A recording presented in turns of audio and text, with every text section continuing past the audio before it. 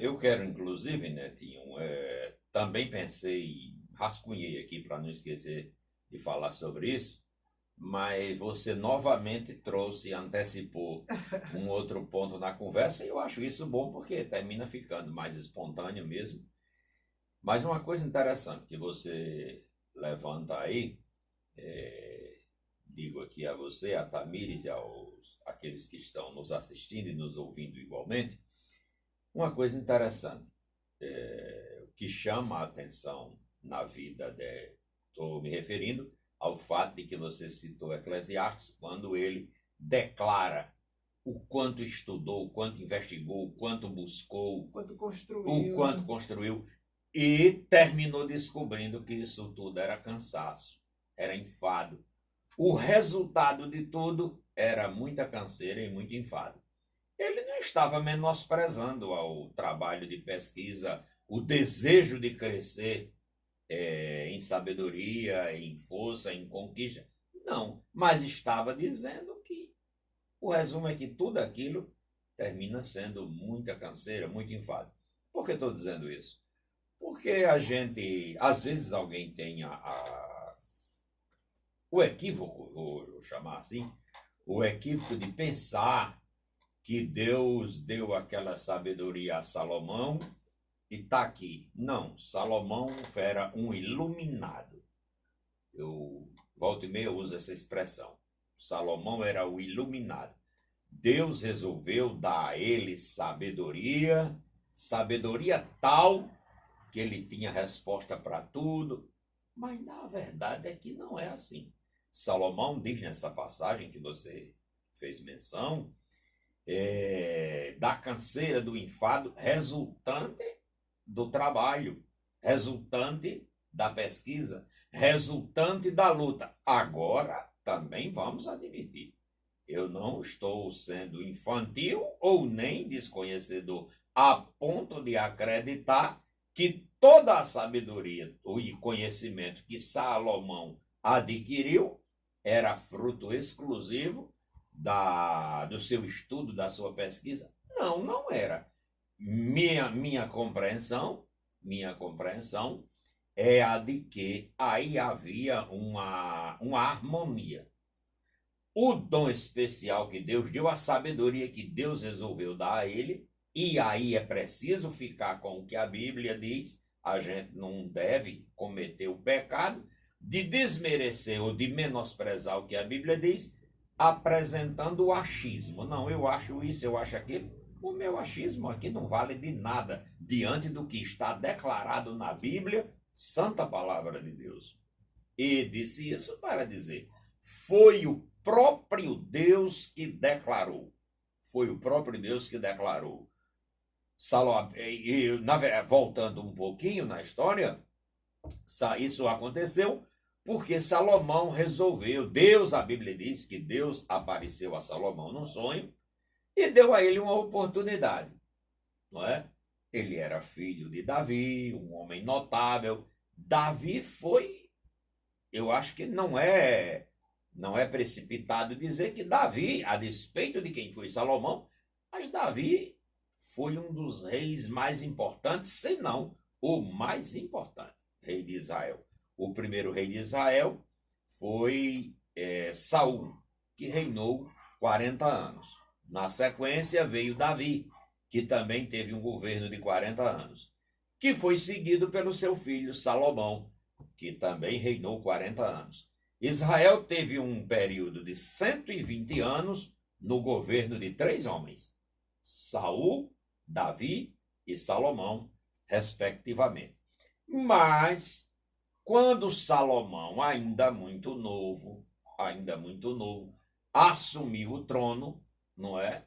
Aquela passagem que lemos de 1 Reis, Tamires leu, primeiro livro dos Reis, capítulo 1, versos 32 a 40, ali há uma apresentação do momento em que Davi investe Salomão, ou Salomão é investido, recebe a incumbência de governar a nação israelita.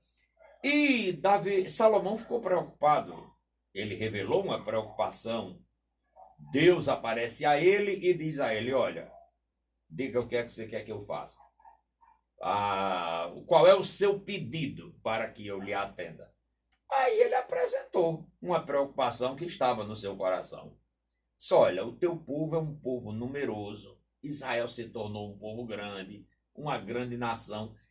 Eu não me considero capaz para essa tão grande incumbência, para essa missão tão importante. Então me ajude, me dê sabedoria para que eu saiba entrar e sair, para que eu saiba julgar, não é? Sabedoria, enfim, eu digo muito isso ensinando na Bíblia, na igreja, sabedoria se revela na hora da necessidade, na hora das escolhas. A sabedoria de Deus nos ajuda, Deus nos dá sabedoria para que nós possamos decidir pelas melhores escolhas, pelos melhores caminhos, pelos melhores cenários, né? Sabedoria é a condição de interpretar, orientado por Deus, por aquilo que é melhor. E o que é melhor para nós, senão a vontade de Deus. Isto é um fato. Bom, Salomão então apresentou essa preocupação diante de Deus. E aí Deus disse para ele, Deus mostrou também que estava satisfeito com o pedido que ele fez. Se você poderia ter pedido a vida dos seus inimigos, diga-se de passagem, Davi, o pai de Salomão, foi um rei magnífico, um homem notável, mas foi um guerreiro extremamente sanguinário. Sim. Tanto isso é fato, que eu sempre digo isso também ensinando a igreja, o desejo de construir aquele magnífico templo, e todo, ainda hoje, milênios depois, ninguém esconde, ninguém deixa de se maravilhar com o templo, o magnífico templo que Salomão construiu. Mas o desejo, o projeto, a vontade não nasceu no coração de Salomão, não, jamais. Nasceu no coração de Davi. Foi Davi que teve a intenção de construir um templo para a habitação, para a casa de Deus, por assim dizer. Mas Deus não permitiu. Isso está na Bíblia. Deus não permitiu e disse por que não permitia.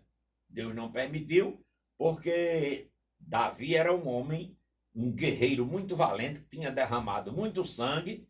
Foi o governo de Davi, 40 anos de governo, foi guerra demais, muito sangue derramado, muita briga, muita luta.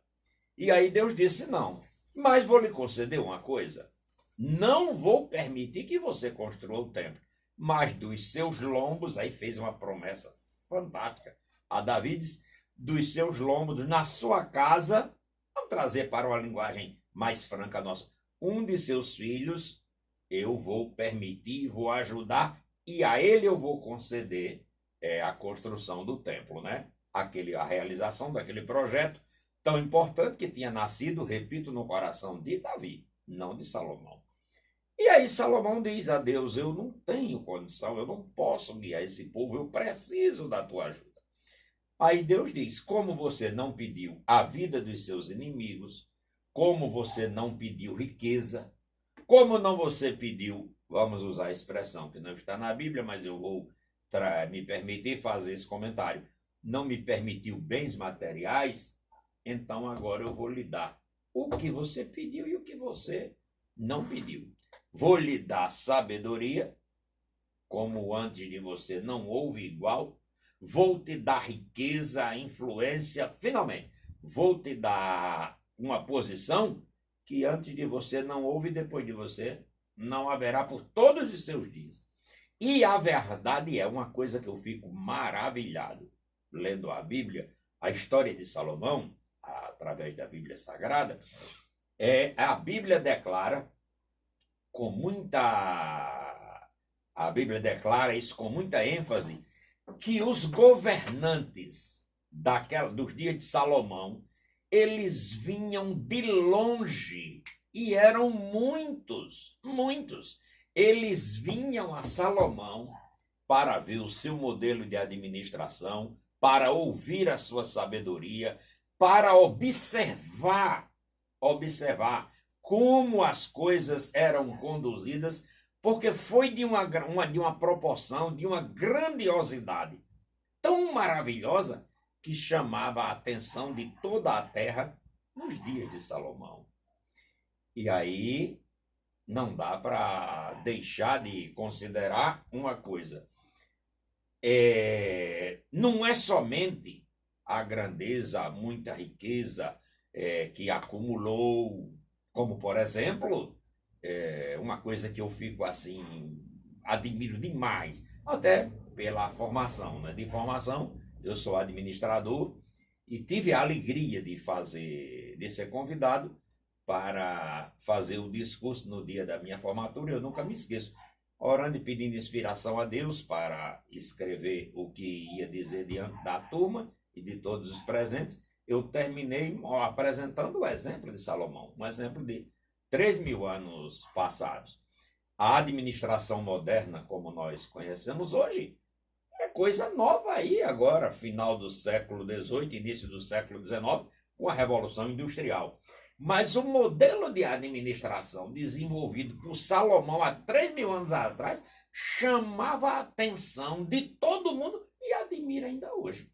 Todo mundo disse isso. Até porque ele precisava de muitos recursos por dia, não é, pastor? Misericórdia. Era ovelhas, sim, bois sim. criados de primeira classe, né? E outros bois, tonéis de Salvo engano aqui agora, Netinho, você tocou no outro ponto interessante também. Isso aí era o dia a dia, era o cotidiano no palácio, né? E, salvo engano, quando ele foi de fato realizar o projeto de construção do templo, porque ele construiu o templo e uma outra obra muito importante que ele construiu também foi um palácio para a sua habitação, né? Inclusive construiu um palácio também para sua esposa, então filha de Faraó, com quem ele tinha se casado, aquela coisa. A Bíblia traz o registro disso também. Mas uma coisa interessante é que, se eu me lembro bem agora, só os inspetores dos homens para cortar madeira para ser utilizada na construção, só os inspetores eram 3.000. Era uma quantidade tremenda de pessoas a serviço de Salomão, não é? E aí, para dar de comer a todo esse povo, para tratar com toda essa gente. Para arrumar essa comida Pelo amor de Deus. Ele tinha outra informação interessante também. Havia os encarregados, não é? E o camarada tinha aquele responsável pela manutenção durante um mês inteiro, mas só precisava dar conta naquele mês. No mês seguinte já era outro, e no outro já era outro. Meu amigo, uma tribo era responsável por... Era de uma grandeza assim esplendorosa. Não à toa, isso aí todo mundo sabe, muita gente, inclusive fora do meio evangélico. Mas isso é muito ouvido, até porque é muito falado. A famosa visita da rainha de Sabá a Salomão, não é? Ela chegou lá e a Bíblia diz que ela ficou maravilhada, ficou impressionada com a forma dos servos, dos serviçais, finalmente a assessoria, aquela gente toda, como eles entravam e saíam no palácio, como eles se conduziam diante do rei, enfim, era uma coisa fenomenal. E ela terminou fazendo uma declaração extremamente admirável. Foi quando ela confessou, publicou o que pensava o seu coração. Disse: olha, eu vim realmente curiosa, era esse o sentido de suas palavras. Eu vim